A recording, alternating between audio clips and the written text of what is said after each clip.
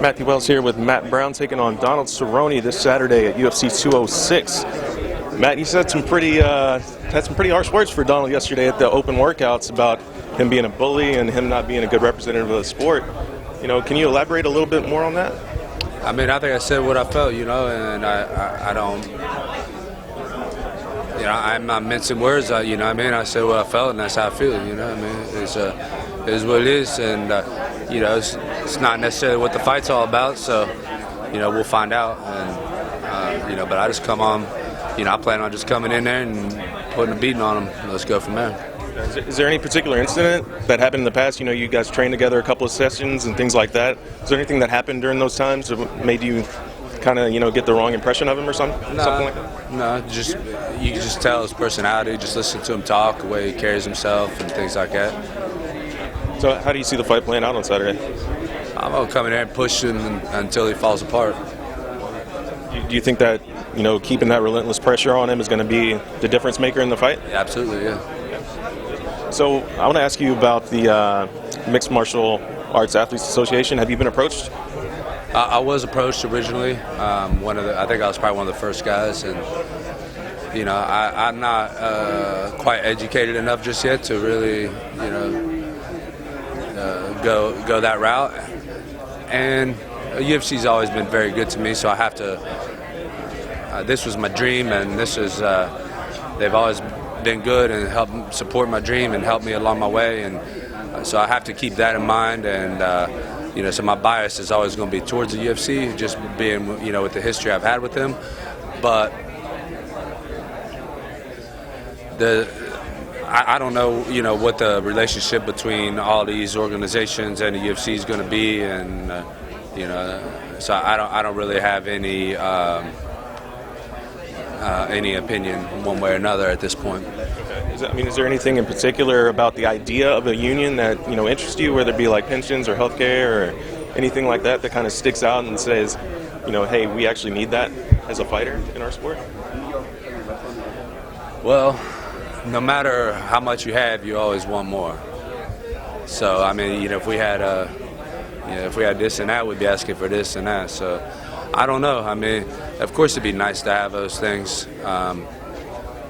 Whether that's our responsibility or the UFC's responsibility, I guess, is where the question comes in, right? They give us an opportunity to come in and fight and make a lot of money. And if we take that opportunity and we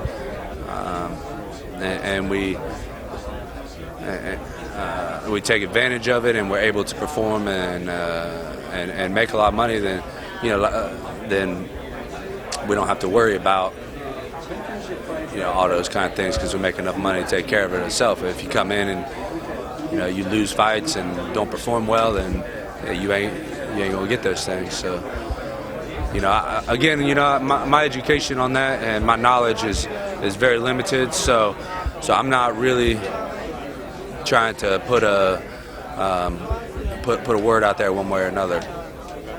And getting these types of things off the ground, it takes a lot of unity between the fighters. And in this sport, we have a lot of individuals, a lot of guys with a lot of strong personalities. Do you think it's possible that enough fighters can actually come together and agree on something like that? Yeah, I have no idea, to be honest. Again, I can only look at it through my own lens, and I'm sure that's exactly what you're referring to, right? We're all looking at it through our own lens. In my lens, again, they've been good to me, and I'm happy with what the UFC has done for me as a person. So, I can't really complain right now. And I'm happy, where I'm at on my journey. Now, one last question for you. So Tim Elliott, he fought Demetrius Johnson, put on an awesome performance. And after that fight, he said something kind of interesting to me. He said that he was able to go out there and relax a lot more because he was getting a flat base pay. He didn't get paid more for like a win bonus or anything like that. So do you think if more guys had that flat base pay, that would affect performances across the board, where guys can just go out there and relax a little bit more than rather worrying about having to earn the second half of that 50-50? Yeah, I think it might be something to that. I never really thought about it too much. There might be something to that. I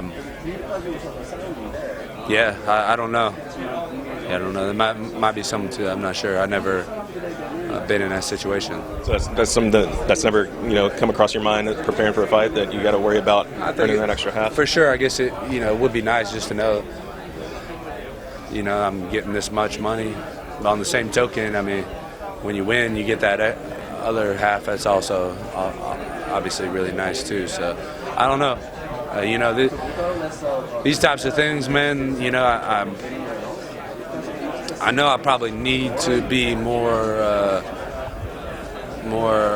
conscious and aware, and probably put more thought into it. But to be honest, man, like I'm focused on my fight, man, and I want to perform best I can. I know if I go in there and I win my fights and I perform well, I'm gonna make money. You know what I mean? And I know where I'm at right now in my life. I've come from nothing to something. I'm somebody now, and I have a good family, and we have a nice home we live in. And, I mean, I can't complain. You know what I mean? I have retirement money. Maybe not a pension. Not as much as I want to have. So, but I go out there, win a few fights, and I'm gonna have more. So, I think that's what it all comes down to in the sport, man. You go out there and you win fights, you make money. I don't know why, everybody. I mean, I don't know what else people want. If you win, you make money. Absolutely. So, you get through Donald Cerrone on Saturday. Who's on your radar after that? Just Donald Cerrone right now. So I don't have a thought about Sunday right now. Saturday is my last thought on my mind right now. Awesome. Thank you. Thank you, sir. Appreciate it.